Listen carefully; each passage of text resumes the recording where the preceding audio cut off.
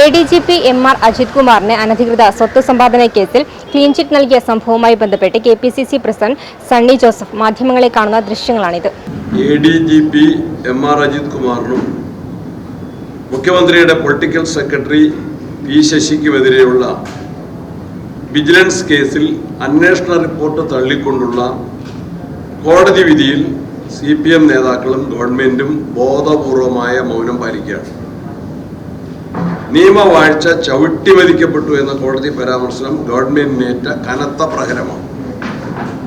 മുഖ്യമന്ത്രിയുടെ അംഗീകാരത്തോടു കൂടിയാണ് പ്രതികൾക്ക് ക്ലീൻ ചിറ്റ് നൽകിയത് എന്നത് കോടതി വിധിയിലും പ്രത്യേകമായി എടുത്തു പറഞ്ഞിരിക്കുന്നു. അഴിമതി കേസിൽ പ്രതികളായ ADGPയെയും പൊളിറ്റിക്കൽ സെക്രട്ടറിയും സംരക്ഷിക്കുന്നതിനായി മുഖ്യമന്ത്രിയുടെ ഇടപെടൽ സത്യപ്രതിജ്ഞാ ലംഘനമാണ്. Page 82 paragraph 104. In summary, what is to be done is not done, and what ought not to be done in inquiry has been done, with the sole object of how a clean chit can be given to the suspected officer. What is to be done is not done. എന്താ ചെയ്യേണ്ടത് അത് ചെയ്തിട്ടില്ല. ഈ ആരോപണം ഉന്നയിച്ച ഷർഷാദ് എന്ന് പറയുന്ന ഒരു വ്യവസായിയാണ്. പല ബിസിനസ് ബന്ധങ്ങളിനിടയിൽ ചർച്ചയ്ക്ക് വരുന്നുണ്ട്. അങ്ങനെ ആ ഒരു ആരോപണം ഉന്നയിച്ച ആളെ കോൺഗ്രസ് വിശ്വാസത്തിലെടുക്കുന്നുണ്ടോ? കോടതിയുടെ മുമ്പിലാണ് ആ കാര്യമുള്ളത്. അതിന് ഉത്തരം പറയേണ്ടത് CPM ആണ്.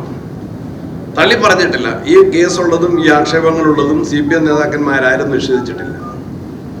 അത് ഗൗരവമുള്ളൊരു കാര്യമാണ്. അന്വേഷണം നടക്കട്ടെ അതിനെക്കുറിച്ച്. അതിന് സാധാരണഗതിയിൽ വേണ്ട സർക്കാരിൻ്റെ ഒരു അനുവാദം വേണം. ആ അനുവാദം ഇല്ലാതെ തന്നെ ഈ കേസിൻ്റെ പ്രാധാന്യം, ഇതിൽ എവിഡൻസ് എല്ലാം പരിശോധിച്ചുകൊണ്ടാണ് ഈ വിധി വളരെ പ്രധാനപ്പെട്ടതാണ്. നമ്മൾ മനസ്സിലാക്കേണ്ടത് എന്താണ്? ബഹുമാന്യ കെ മാണി സാറ് രാജിവെക്കാനുണ്ടായ സാഹചര്യം എന്തായിരുന്നു? അന്ന് പറഞ്ഞ എന്താണ്?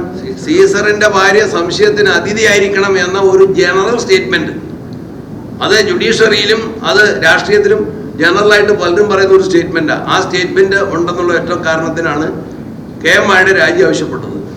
KP വിശ്വനാഥിനെതിരായിട്ട് രാജിവെച്ചത് ഒരു ചെറിയ പരാമർശനമായിരുന്നു. ഒരു ചെറിയ പരാമർശനം. MP അംഗാരൻ എന്തിനാണ് രാജിവെച്ചത്?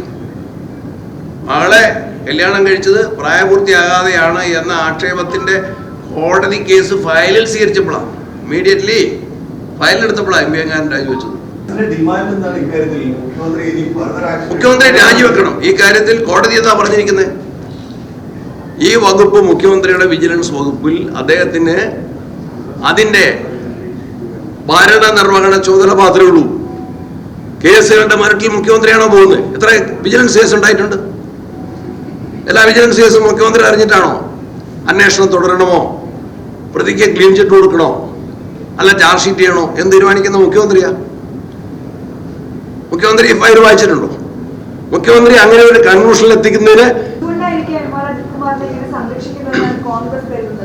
വ്യക്തമായിട്ട് അറിയാലോ. അജിത് കുമാറുമായിട്ടുള്ള എല്ലാ ബന്ധങ്ങളും അഴിമതിക്കാരനെ സംരക്ഷിക്കുന്നു.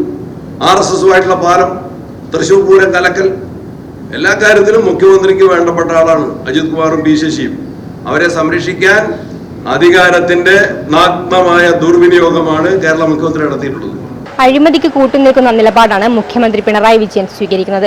കൂടാതെ കേരളത്തിന്റെ പല ഭാഗത്തും കോൺഗ്രസിലെ പ്രവർത്തകർ ആക്രമിക്കപ്പെടുന്നുണ്ട്. ഈ ആക്രമണങ്ങൾ നടത്തുന്നത് CPMന്റെ പ്രവർത്തകരാണ്. എന്നാൽ ഇത് കണ്ടു നിൽക്കുന്ന പോലീസുകാർ യാതൊരു നടപടിയും സ്വീകരിക്കാതെ നിൽക്കുകയാണ്.